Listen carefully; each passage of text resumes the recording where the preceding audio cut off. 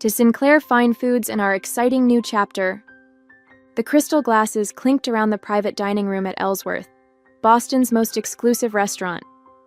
I smiled as Edward Kingston, lead investor at Meridian Capital, raised his glass with genuine enthusiasm. After months of negotiations, I'd finally secured an $8 million investment to take my family's specialty food business national.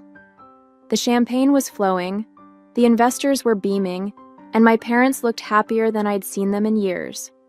My name is Madison Sinclair. 8 years ago, I walked away from a promising finance career to save my parents' struggling gourmet shop. Everyone thought I was crazy to leave my 6-figure salary for a family business that was 3 months from bankruptcy. But I saw potential where others saw only risk. "I remember when your parents' shop was just that little storefront in Cambridge," said Vivian, my former business school professor who had introduced me to the investors. "And now look at this. National distribution, an online subscription model, and those manufacturing partnerships. Remarkable transformation, Madison." I felt a glow of pride as the investors nodded appreciatively. The journey hadn't been easy. I'd restructured operations, rebranded our product line, secured strategic partnerships, and built an e-commerce platform from scratch. Sinclair Fine Foods had grown from a beloved local shop to a budding national brand, with our specialty jams and artisanal condiments now shipping to 48 states. "None of this would have happened without Madison's vision," my father said, raising his glass. "When Helen and I started this business 25 years ago, we never imagined it could become what it is today." My mother nodded and smiled, but something flickered across her face, a hesitation I recognized all too well. As the investors discussed expansion plans that I'd meticulously prepared, I felt my mother's hand slip into mine under the table. "Madison, dear," she whispered, leaning close enough that her perfume enveloped me. "This is all very exciting, but remember, when William returns from his program next month, he'll make a better CEO for the family business. You've done wonderful groundwork, but he has the right education for this scale." My brother William, the golden child who'd been traveling through Europe for the past year after getting his MBA, barely checking in on the family business I'd been rebuilding with my blood, sweat, and tears. I kept my smile firmly in place as I squeezed my mother's hand back, but ice was forming in my stomach. 8 years of 18-hour days, skipped vacations, and postponed personal life, and she still saw me as the temporary caretaker of William's birthright. "Everything okay?" Kingston asked, noticing our exchange. "Absolutely perfect," I replied, raising my glass higher. But behind my smile, gears were already turning. Monday morning couldn't come fast enough. 8 years ago, I'd been the rising star at Morgan Stanley when my father called with news that changed everything. The family business was failing. They'd overextended with a second location, and the recession had hit their luxury food items hard. They were 3 months from closing their doors permanently. I still remember my colleagues' reactions when I resigned. "You're leaving finance to sell fancy jam?" my boss had asked incredulously. Even William, then finishing his undergraduate degree, had questioned my decision. "It's a sinking ship, Maddie," he'd said. "Let it go and find them something else to do." But I couldn't let it go. Sinclair Fine Foods wasn't just a shop. It was my parents' legacy. I'd grown up watching them craft recipes, source ingredients from small family farms, and build personal relationships with every customer. When I walked away from my finance career, I wasn't just saving a business. I was preserving a family dream. The first 2 years were brutal. I worked the front counter during the day and pored over spreadsheets at night. I sold our second location, renegotiated supplier contracts, and modernized our accounting systems. I took out a second mortgage on my condo to fund our first e-commerce platform, then slept on a cot in the stockroom for 6 months when I couldn't make both the mortgage and rent payments. William graduated and took an entry-level position at a consulting firm. He occasionally offered advice from the sidelines, but was too busy building his own career to help with the family business. My parents never seemed to mind his absence, always quick to point out how he was gaining valuable experience that would someday benefit Sinclair Fine Foods. Meanwhile, I was transforming the business. Our handcrafted preserves caught the attention of a food blogger whose post went viral. I leveraged that exposure into a subscription box service that now had 20,000 monthly subscribers. Last year, I secured partnerships with 3 national gourmet grocery chains, increasing our revenue by 340%. Through it all, my parents remained curiously ambivalent about my contributions. They were grateful, certainly, but there was always an underlying current of "this is temporary" in their praise. William would eventually take over as the firstborn and only son, an unspoken family assumption that no amount of my success seemed to change. Madison? Kingston's voice pulled me back to the present. The investors were looking at me expectantly. "I'm sorry," I said, composing myself. "Could you repeat that?" "I was asking about your vision for the company's leadership structure moving forward," Kingston said. "Your operational plan is excellent, but I want to make sure we're aligned on management." The question hung in the air as my mother tensed beside me. This was the moment I'd been dreading and anticipating for years. "The leadership structure will remain as it is currently," I said carefully, aware of my mother's eyes on me. "I'll continue as CEO, with my parents serving as brand ambassadors and advisors to preserve the authentic family story that our customers connect with." Kingston nodded, jotting something in his notebook. "And what about your brother?" "Helen mentioned he's finishing an MBA program." Before I could answer, my mother jumped in. "William has just completed his executive MBA at Wharton. He'll be joining the leadership team next month, bringing valuable perspectives from his consulting experience." I kept my expression neutral despite the familiar sting. William had spent exactly 3 weekends at the shop in the past 8 years, yet my mother spoke as if he'd been integral to our growth all along. Kingston's gaze shifted between my mother and me, clearly sensing the tension. "I see. And what will his role be?" "We haven't finalized that yet," I said quickly. "We're focusing on closing this investment round first." But my mother wasn't finished. "William has always had the strongest head for business in the family," she continued proudly. "Madison has done wonderfully with the creative aspects, but William understands the financial side in a way that will be crucial for this expansion."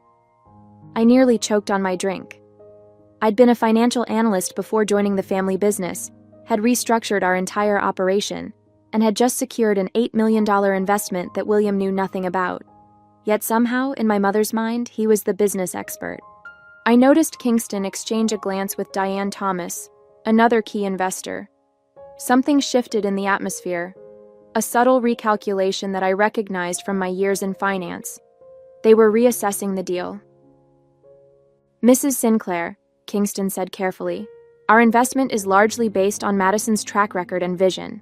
We'd need to discuss any significant leadership changes before finalizing the agreement." My mother looked surprised, as if it had never occurred to her that the investors might be backing me rather than the family name. My father cleared his throat uncomfortably. Of course," he said. "We're all on the same page here. Madison has built something remarkable, and we're just proud parents excited to have both our children involved. Nothing's set in stone."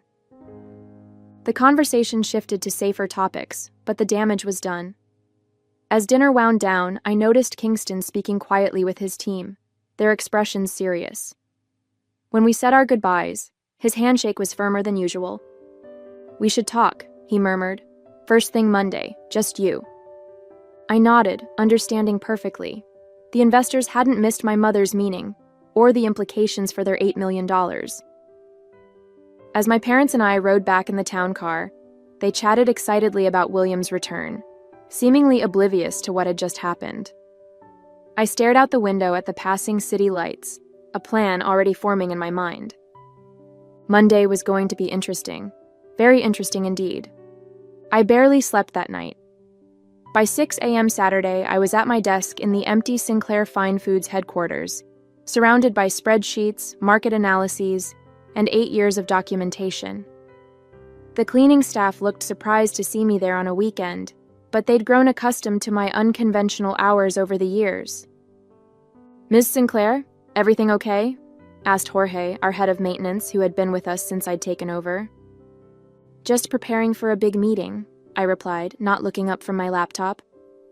Another one? After that fancy dinner last night? You work too hard, you know. I smiled despite myself. I appreciate the concern, Jorge, but this one's important. Maybe the most important meeting I've ever had. After he left, I made a call I'd been considering for months but had held off on out of family loyalty. Madison? It's 6:30 on a Saturday, came Vivian's groggy voice. My former professor and mentor had always been an early riser, but even this was pushing it. I need your advice, I said without preamble, and possibly your help. 45 minutes later, Vivian walked through the door with 2 coffees and a determined expression. After explaining the situation, she sat back and studied me carefully. You've been anticipating this moment for years, she observed. What do you really want, Madison? The question hung in the air as I considered my answer. What did I want? Recognition from my parents? The CEO position I'd already been performing? Or something else entirely? I want what I've earned, I said finally. And I want to stop pretending that my family values my contribution. Vivian nodded. Then let's make some calls. By noon, I'd spoken with Kingston and arranged an emergency meeting with the investment team for Sunday morning. I'd also called my loyal employees, Daphne from marketing, Jason from operations, and Tamara from product development, asking them to come in for an urgent strategy session. These were people who had been with me from the beginning, who had built this company alongside me while William was off finding himself before his MBA. My parents called twice, wanting to discuss exciting ideas William had shared for the business. I let the calls go to voicemail. This weekend wasn't about William or my parents. It was about securing my future, with or without Sinclair Fine Foods. Sunday morning arrived with a knot in my stomach. I'd barely slept, running financial projections until 3 a.m. Kingston and his team arrived at 9 sharp, their expressions a mix of concern and curiosity. Madison, Kingston began as they settled into our conference room, I've been in this business for 20 years, and I've learned to trust my instincts. Something happened at that dinner that concerns me. You're right to be concerned, I said, sliding folders across the table to each of them. Page 1 is the current organizational chart of Sinclair Fine Foods. Page 2 is what I suspect it will look like if my parents have their way after the investment closes. The second chart showed William as CEO, with me shifted to a vague creative director role with no real authority. Kingston frowned. This wasn't what we discussed during our negotiations. No, I agreed, it wasn't. But it's been the unspoken plan in my family since I joined the business. No matter what I achieve, William is the presumed heir to the company. And what's on page 3? Asked Diane Thomas, flipping forward in her folder. I took a deep breath. That's my counterproposal. The room went quiet as the investors reviewed the document. It outlined a new company structure, one that didn't include my parents or the Sinclair name at all. This is unexpected, Kingston said finally. You're proposing we redirect our investment to a new entity that you would lead? Yes, I said, meeting his gaze steadily. Let me show you why that makes financial sense for everyone involved. The market validation already exists, I explained, clicking through a presentation I'd prepared overnight. Our customer base doesn't primarily connect with the Sinclair name. They connect with our product quality and brand story, both of which I created. The investors listened intently as I detailed how our sales had grown. I showed them customer surveys where the attributes most associated with our brand, innovation, sustainability, and community connection, were all initiatives I had spearheaded, not legacy elements from my parents' original business. What about the manufacturing relationships? Asked Thomas. Wouldn't you be starting from zero? I shook my head.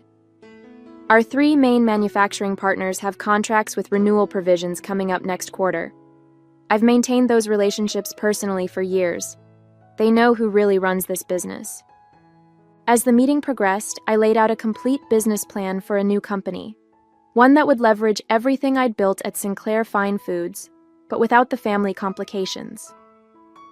This is impressive work for one weekend, Kingston remarked, but I'm guessing you've been thinking about this for much longer.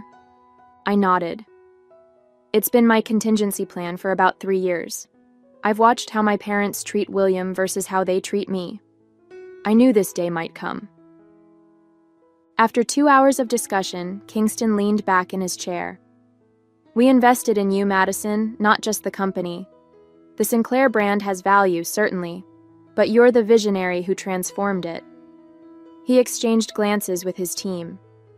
We need to conduct proper due diligence on this new approach, but I'm inclined to redirect our investment as you've proposed, with some modifications to protect all parties. Relief washed over me. Thank you. I was prepared to walk away with nothing if necessary. That wouldn't serve anyone's interests, Kingston replied, least of all ours. But I have one condition. You need to have an honest conversation with your parents before we finalize anything. Give them a chance to recognize what they're about to lose. I wanted to refuse, to spare myself the inevitable pain of that confrontation. But I knew he was right. I'll speak with them tonight. After the investors left, I met with my core team, the people who had helped build the company alongside me. I hadn't told them about my contingency plan before, unsure if they would see it as disloyalty to the family business. I always wondered if you had an exit strategy, Daphne said after I explained the situation.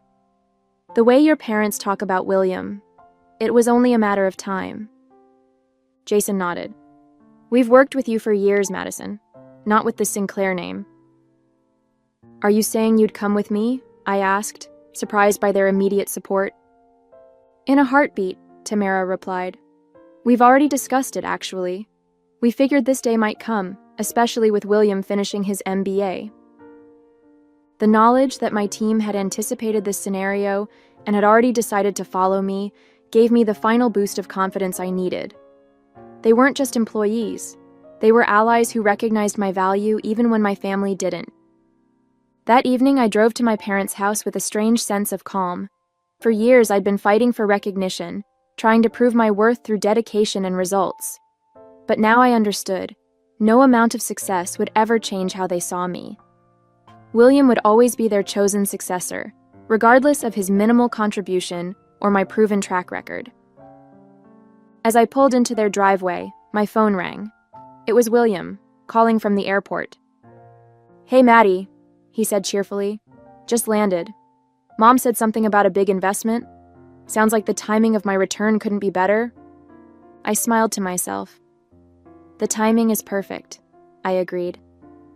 I'll see you tomorrow at the office. Tomorrow, Monday, when everything would change. The Sunday evening conversation with my parents went exactly as I'd expected. My mother was shocked that I would even consider abandoning the family legacy. My father, always the peacemaker, tried to suggest a compromise where William and I could co-lead the company. I've been running this business alone for 8 years, I reminded them.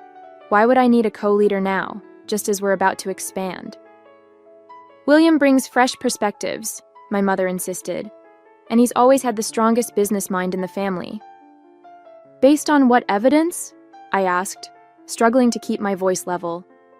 His consulting job that he quit after 2 years?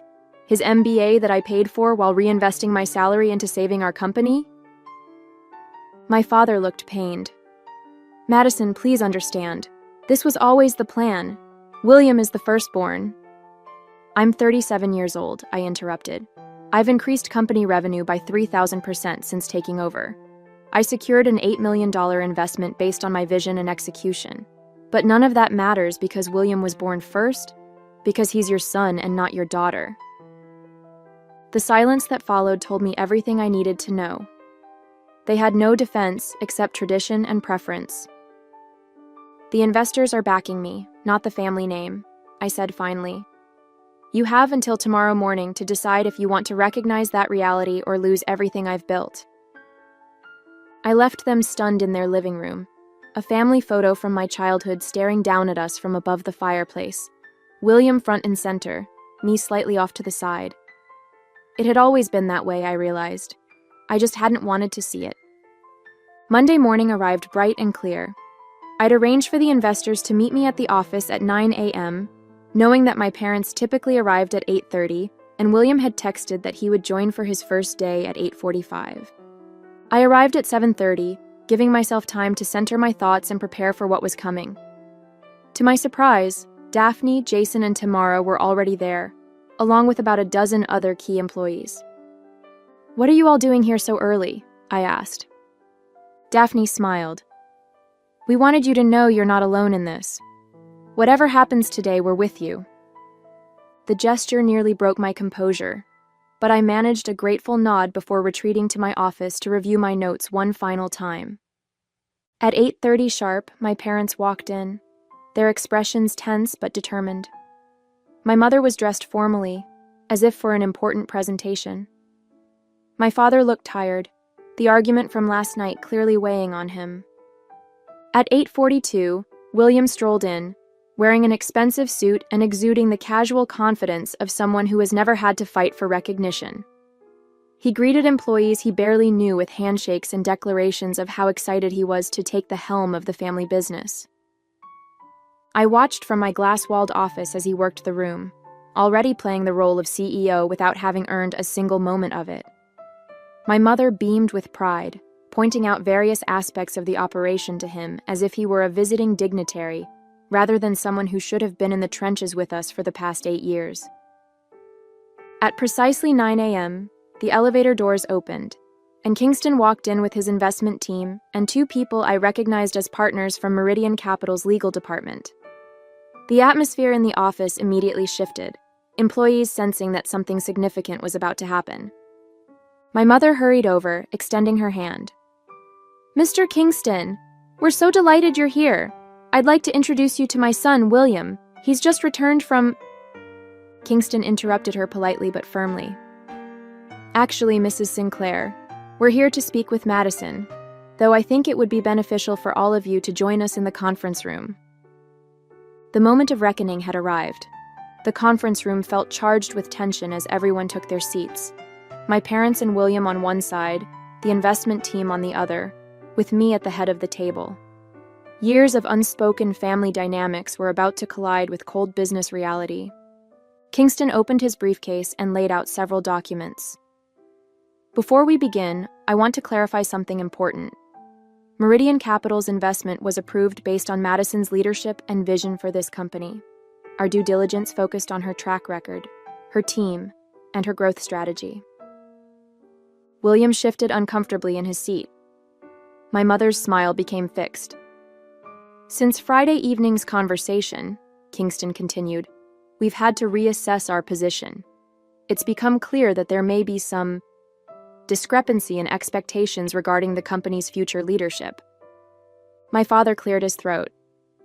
"We've always envisioned Sinclair Fine Foods as a true family business, with both our children contributing their unique strengths."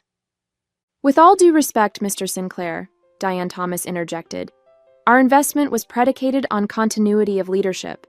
Madison has demonstrated exceptional business acumen, growing this company from near bankruptcy to a national contender. Any significant change to that leadership represents a material alteration to our agreement."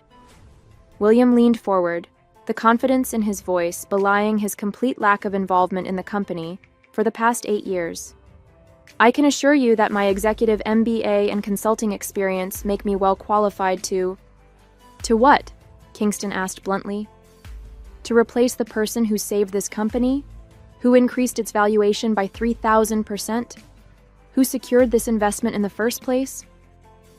The room fell silent. My mother's face had gone pale, her eyes darting between William and Kingston. "We have a proposition," Kingston announced, sliding a folder toward my parents. "2 options, actually. I suggest you review them carefully." My parents opened the folder with trembling hands. Inside were 2 legal documents. The first outlined the original investment deal, but with explicit language ensuring I would remain CEO for a minimum of 5 years, with William limited to a non-executive role. The second document was something else entirely. A term sheet for a $10 million investment in a new company, one that would be founded and led by me, with no connection to the Sinclair name or family ownership. "What is this?" my father asked, his voice barely above a whisper. "Insurance," I replied calmly. "In case you still don't understand what's actually valuable about this company." William snatched the second document, his face flushing as he scanned its contents. "You're threatening to start a competing business? Your own family?" "I'm protecting the value I've created," I corrected him. "Value that you had no part in building, William. Where were you when I was sleeping on a cot in the stockroom to make payroll? When I was personally delivering orders because we couldn't afford shipping fees? When I was redesigning our entire product line while working the register?" My mother looked stricken. "Madison, you can't possibly mean to abandon your family legacy." Before I could respond, the conference room door opened. Daphne entered, followed by Jason, Tamara, and at least 15 other employees, many who had been with the company for years. "Excuse the interruption," Daphne said, her voice clear and confident, "but we wanted to make something known. If Madison leaves to start a new company, we go with her. All of us." The room erupted in whispers. My parents stared in disbelief at the assembled employees, the beating heart of the company they thought they controlled. "The choice is yours," I said quietly. "Recognize what I've built and who built it, or watch me walk away with everything that makes this company valuable." For nearly 10 minutes, the only sound in the conference room was the shuffling of papers as my parents and William examined the documents before them. Kingston and his team waited patiently. The employees who had come to stand with me remained at the edges of the room, a visual reminder of where the company's true value resided. Finally, my father sighed deeply and pushed the first document forward. "We'll sign this one," he said, his voice heavy with defeat. "Madison stays as CEO." My mother's lips were pressed into a thin line, but she nodded in agreement. William looked shell-shocked, his carefully constructed future crumbling before his eyes. "A wise choice," Kingston said, signaling for his legal team to finalize the paperwork. 2 hours later, it was done. The investment would proceed with explicit protections for my position. William would join the company as Vice President of Business Development, a role with clear boundaries and a reporting structure that positioned him under me. My parents would transition to brand ambassadors, stepping back from day-to-day operations entirely. That was 6 months ago. Today, Sinclair Fine Foods is thriving. Our national expansion is ahead of schedule, and our new product lines have exceeded sales projections by 40%. From the outside, we look like a heartwarming success story of family entrepreneurship. The reality is more complicated. I maintain a strictly professional relationship with my parents and William. Our interactions are cordial but limited to business matters. I attend the mandatory family dinners on holidays, but I no longer seek their approval or recognition. Some wounds don't heal. They just become part of who you are. The betrayal taught me something valuable. My worth isn't determined by my family's recognition of it. My true family is the team that stood behind me that Monday morning, ready to walk away from security for the sake of loyalty and fairness. I may carry the Sinclair name on my business cards, but my real legacy is entirely my own.